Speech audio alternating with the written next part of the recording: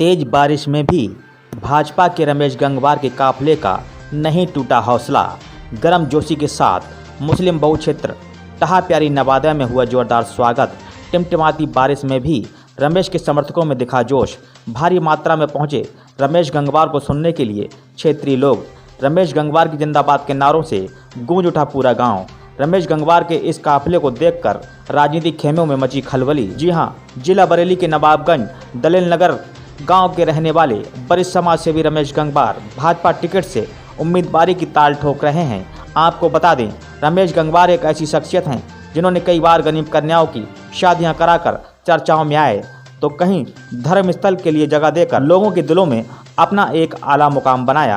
रमेश गंगवार आने वाले विधानसभा 2022 को लेकर नवाबगंज विधानसभा सीट से भाजपा टिकट से दावेदारी की ताल ठोक रहे हैं।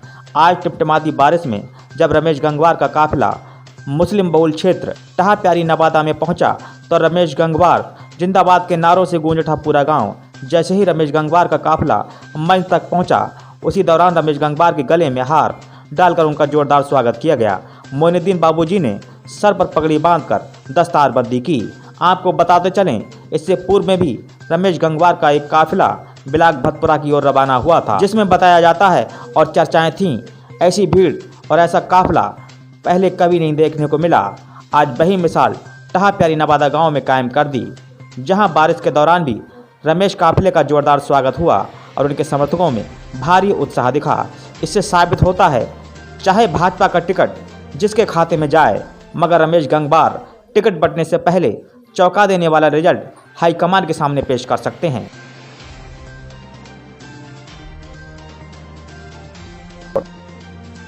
जैसा कि हमारे बाबूजी ने और भी हमसे पूर्व में जो वक्ता फेंके गए हैं, तो सभी लोगों का यही कहना है। और आज आप इतनी बड़ी संख्या में, इतने बड़े जन समूह जो यहाँ पे एकत्रित हुआ है, शायद आपको पता है कि मैं ना कोई मेंबर के पद पर तक नहीं रहा हूँ, विधायक को छोड़िए, मेरे पास कोई भी ऐसा पद नहीं है।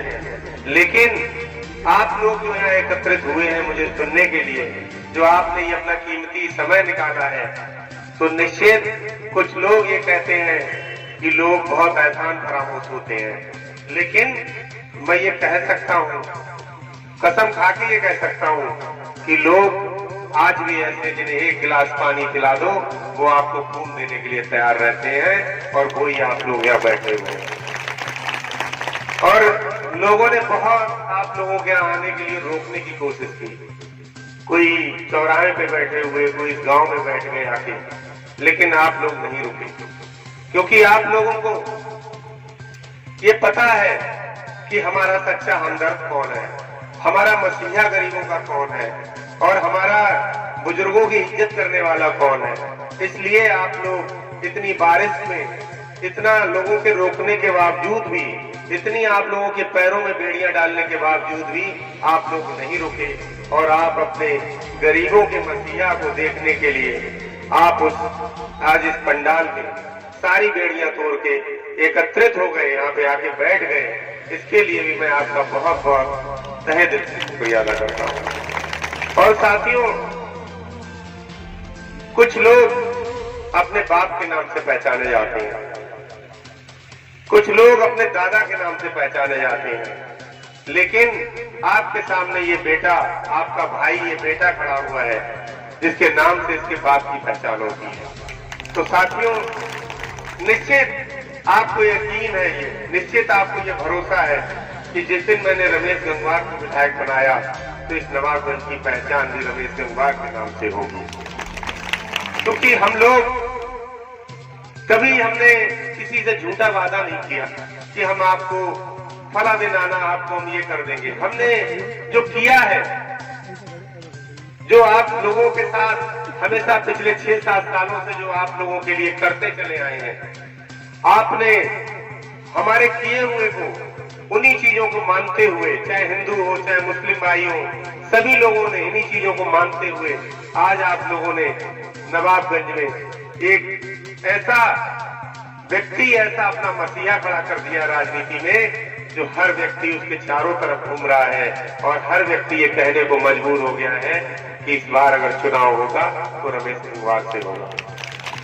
तो साथियों, जब सबका चुनाव रमेश गंगवार से होगा तो जीत निश्चित आपकी होगी, सभी लोगों की, क्योंकि सब आपसे टक्कर मान रहे हैं, सब आपसे अपनी लड़ाई मान रहे हैं।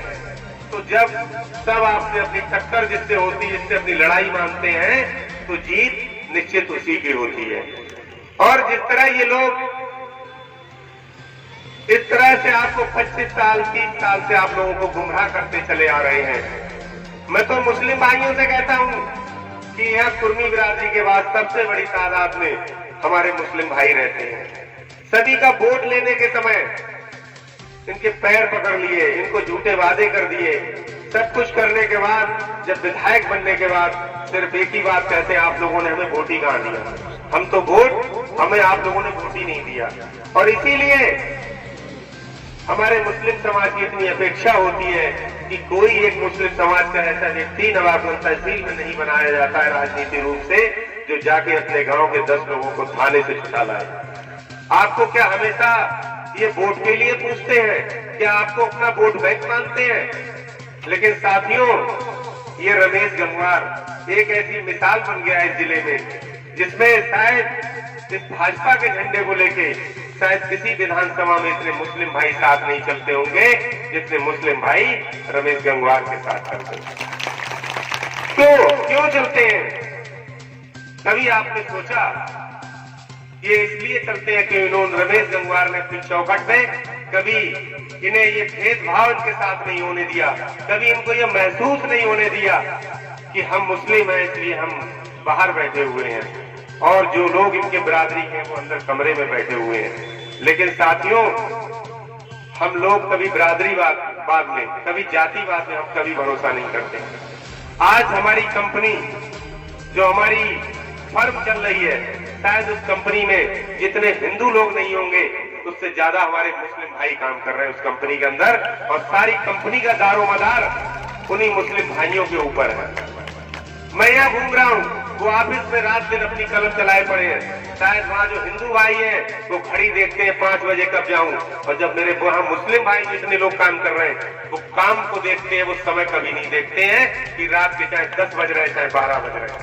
तो सवाल कर लें और इस बात को समझ लें, लोगों को, बच्चे को किसी चीज से भय देना होता है, डराना होता है, तो कहते हैं हवा आ रहा है, हवा। कांग्रेस, बसपा और सबसे ज्यादा साफा मुसलमानों का हुआ है, हुआ। भाजपा में बच्चे हुआ है। मैं उन मुसलमानों से पूछना चाहता हूँ, क्या हुआ है?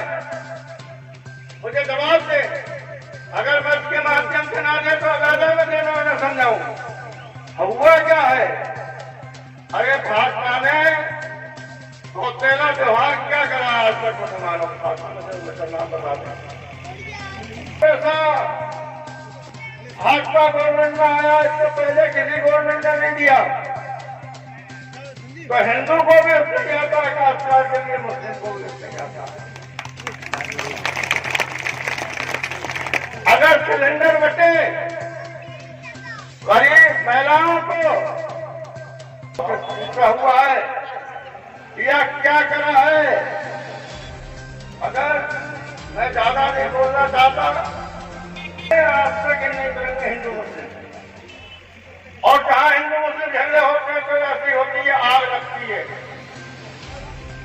जलने की चीज जलती है, लेकिन लक्कर दीवार में खाली हो जाता है। तो ये भाजपा ने कहीं झगड़े पकड़ा नहीं, मुलायम सिंह के टाइम में हुए, कांग्रेस के टाइम में हुए, लेकिन भाजपा के टाइम में नहीं हुए। अमन है, सुकून है, जनता को सिर्फ एक हुआ है, तो हुए से डरो मत, हुआ है नहीं। और भाजपा को ले जाना चाहती है, विरोधियों से बचाना चाहती है, और पार्टियां जो हैं सिर्फ अपने तक सीमित है, समझे? तो इसलिए मेरे भाइयों, हिंदुओं, मुसलमानों, भाजपा को मजबूत करो। अब एक संकल्प लो कि हम भाजपा को मजबूत करेंगे। आपके सामने आज ये यीशु की देन है, उसको कहते हैं रमेश गंगवार, वो आपके सामने तक आया है, जो गरीबों का मसीहा है, गरीबों का मददगार है, अपना मतलब परस्त नहीं है। अगर मतलब परस्त होता तो ये सबको बच्चे को मालूम है कि अपनी दौलत गरीबों को जो लुटाता है, लेकिन गरीबों का पेट काट के चले जाते हैं। तो इसलिए रमेश गंगवार को मजबूत करो और एक आवाज उठाओगे